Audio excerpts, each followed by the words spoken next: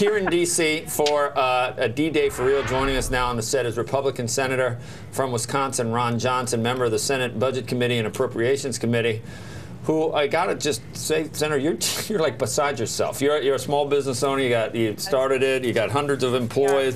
You're here working in the Senate. I wouldn't call you an accidental senator, although they wanted you to run and you did it quickly. But you're looking around right now, and where do you think you are? Alice in Wonderland? Or are you in some kind of? It's an alternate universe. No, this place is a joke. I mean, bottom line, this is an absurd process. It certainly proves the genius of our founding fathers that government should be limited.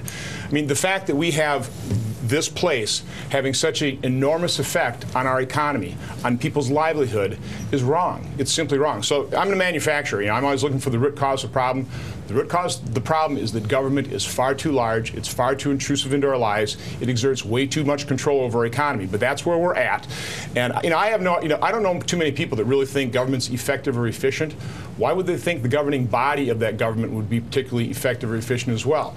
So this is a mere symptom of the overall problem, and it's just the government has become too large and too intrusive into our lives. Well, our forefathers were really smart, but you brought up some points about what should have happened on either side with some of the bills that have been proposed in either house. Passed way last summer. Should have been brought up in the other chamber. In the Senate, allow amendment process. Or in the House, and then allow amendments, and then it goes to, they talk about it behind closed doors, and they hammer out amendments till it's done. Now, on the Senate side, Harry Reid has the power vested in him by the Constitution to not bring any of these things up. He just blocks it. I mean, this is a one-man dictatorship. He's allowed to do that. And under his leadership, the Senate has been a charade while I've been here for 2 years. I serve on the Budget Committee. You know how many times we voted on a budget in the Budget Committee? 0. We haven't even marked one up. Well, that's what do you mean, Harry Reid was a dictator, how come nothing ever passes the Senate? It's not because he's a. I mean, Harry Reid said that about John Boehner the other day, too. That was baloney. Harry Reid does not allow amendments. He does not respect the rights of the minority. That's a real problem.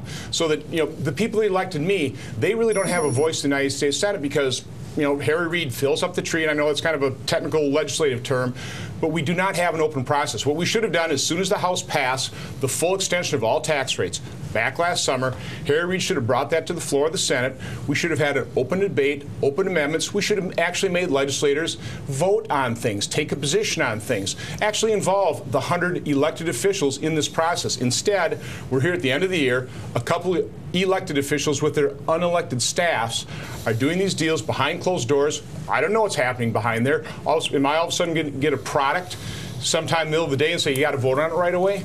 I mean, that is an absurd process. America has to understand how broken this place is. Legislative leaders of both parties in both houses always try to control the agenda to advance the interests of their members who are. I know this is a broken process. Why do you want to continue to grow the federal government? We need to shrink the size of the government, and that's really the side of the fence I'm on. Is what do we need to do to limit government?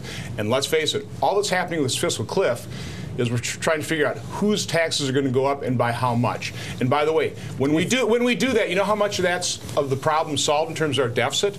I don't know, 3 to 7%. We'll raise $35 to $75 billion when our deficit last year was $1,090 billion. The focus needs to be on how are we going to close the other 92% of the deficit? How are we going to start limiting the rate of growth in government and spending? How are we going to start limiting the deficit? If you eliminated the Medicare and Social Security problems, the government get a lot smaller real fast. We should do that, but the other side takes that off the table. They take it off the table. You know how you really, the number eliminate Medicare and Social Security? No. They've taken it off the table in terms of discussing how to save those programs for future generations. What we need to do is we need to grow our economy. Increasing taxes on small to medium-sized businesses doesn't grow the economy. And here are just a couple numbers to prove the point. With this meager economic growth we've had since 2009, federal revenue has increased by $344 billion per year. If we just revert to a normal economy like we had in 2007 when revenue was 18.5%, that would add $435 billion per year revenue. Again, President Obama's proposal is going to raise $35 to $75 billion, a tenth of what economic growth will result in. So what we ought to be concentrating on is how to get government out of the way, get them off the back of small to medium-sized businesses, even large corporations. Let our economy grow. But that's not what we're talking about now. Now we're just talking about let's punish success. It's just an absurd conversation. If the president were listening, he'd say elections have consequences. I won. So we're not doing any of this. We're not doing any of the stuff you just said. As did Republicans in the House. Yeah. They have a mandate from the voters that elected them as well. So both sides have got to recognize that and come to terms. But the way to compromise is in an open process where these issues are debated so the public can see them. That's not what's happening. We've turned the Senate from a legislating body into a deal-making body, and that's just wrong. I understand your philosophy, and I respect it, but why is it punishing success to take the top rates for some small number of people and return them to Clinton-era levels? Why is that punishing success? Because it is. You're increasing taxes on people. And listen, John. Yeah, we cut taxes sometimes. We increase taxes sometimes. Understand. So you're increasing the tax rate on people that actually invest that money in capital equipment, into other working capital, to grow their businesses, to create jobs. That's how you actually get more revenue to the federal government. The effective way is by growing your economy. You're going to harm economic growth by doing that. That's just basic fact. I don't know. Do you know of a tax increase that actually helps the economy grow or helps create another job? Well, did you notice what happened in the 90s after Clinton taxes were raised under Clinton? That is because we had lowered taxes, and all these businesses that were created in the 80s came to fruition in the 90s. And you can get away with that for a short period of time.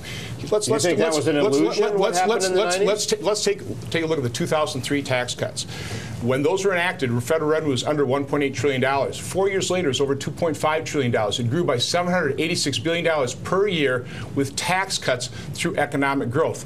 Far more effective. So instead of concentrating on economic growth, President Obama has concentrated on growing government, taking over 1/6 of our economy, scaring the you-know-what out of employers. Everything this president has done has harmed the economy, decreased confidence. It's meager recovery because but it is recovery. Because the American economy is. Why is it worse than he started? The American economy is a marvel. Even with $1.75 trillion of regulatory burden per year, we're still able to get some meager economic growth. Can you imagine what would happen if we take that regulatory burden off the economy, if we actually didn't threaten them with increased tax rates, if we actually increased certainty by making permanent tax rates? I mean, here's part of the absurdities. We enacted these tax cuts.